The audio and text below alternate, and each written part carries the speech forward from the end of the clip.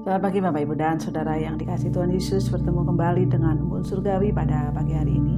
Mari kita akan merenungkan firman Tuhan bersama-sama yang terambil dari kitab Lukas pasal yang keempat ayat 1 sampai yang ke-13. Saya akan baca untuk beberapa ayat sebelum nanti kita akan bersama-sama merenungkan. Ayat 1 dikatakan, Lukas 4, Yesus yang penuh dengan Roh Kudus kembali dari sungai Yordan, lalu dibawa oleh Roh Kudus ke padang gurun. Di situ ia tinggal 40 hari lamanya dan dicobai iblis. Selama di situ ia tidak makan apa-apa dan sesudah waktu itu ia lapar.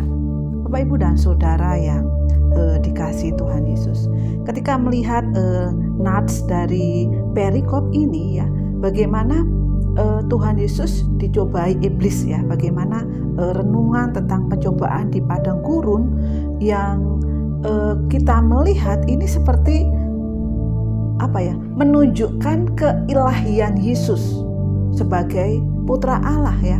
Kenapa demikian ya? Pencobaan-pencobaan yang sedang dihadapi pada waktu itu mengajarkan kita bagaimana caranya untuk dapat melawan iblis juga ya.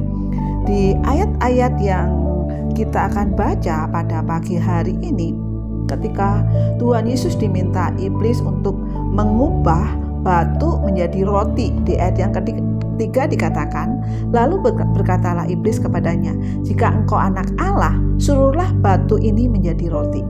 Ya, kita percaya Yesus sanggup mengubah batu itu menjadi roti. Tapi apa?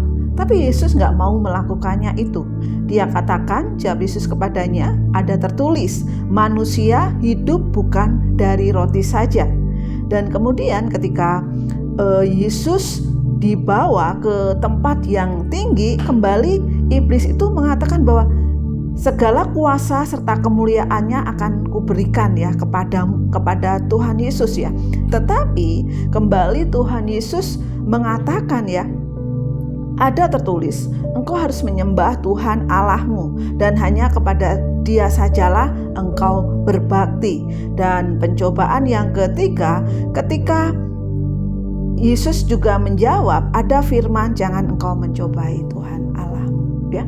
Begitu banyak yang terjadi, ada 3 hal pencobaan yang dilakukan iblis untuk apa? Untuk sengaja menjatuhkan ya, untuk sengaja menjatuhkan Tuhan Yesus. Tapi ada beberapa hal yang dapat kita pelajari tentang pencobaan di padang gurun ini ya. Pencobaan di padang gurun ini merupakan momen yang sebetulnya penuh tantangan ya bagi Tuhan Yesus yang pada waktu itu benar-benar ya sebagai manusia sejati. Ya, pencobaan ini dapat membuat dia bisa saja mengikuti ya, mengikuti iblis ya, karena menantangnya. Tetapi Yesus nggak mau lakukan. Tuhan Yesus nggak mau taat kepada perintah itu, taat kepada iblis itu ya. Nah, pencobaan-pencobaan ini juga merupakan keinginan mata, keinginan daging, dan keangkuhan hidup. Nah, yang terjadi di dalam kehidupan kita ketika kita dicobai, atau dalam bahasa Alkitabnya itu diuji karena apa? Karena keinginan mata, karena keinginan daging kita. Karena keangkuhan hidup ini. Nah, pada pagi hari ini Yesus dengan sangat jelas ya meneladankan di dalam kehidupan kita bagaimana cara mengatasi pencobaan-pencobaan itu. Bapak Ibu dan Saudara yang dikasihi Tuhan, keinginan mata, keinginan hati, keangkuhan hidup itu nggak bisa lepas di dalam kehidupan kita ya. Tetapi Yesus mengajarkan pencobaan-pencobaan yang dialami, yang kita alami, itu hanya bisa diatasi dengan apa? Dengan firman-Nya. Makanya Tuhan katakan ada tertulis, ada juga tertulis. Pencobaan-pencobaan itu dapat kita selesaikan atau kita atasi ketika kita hidup di dalam firman-Nya. Ketika kita dekat dengan Allah. Dan pencobaan-pencobaan ini juga dapat kita atasi ketika menjadikan Allah itu prioritas dalam kehidupan kita.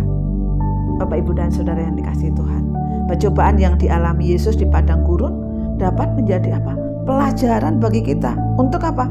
Ketika menghadapi pencobaan dalam kehidupan sehari-hari, melalui keinginan hati, keinginan mata, keangkuhan hidup, ya, itu Yesus teladankan dalam kita.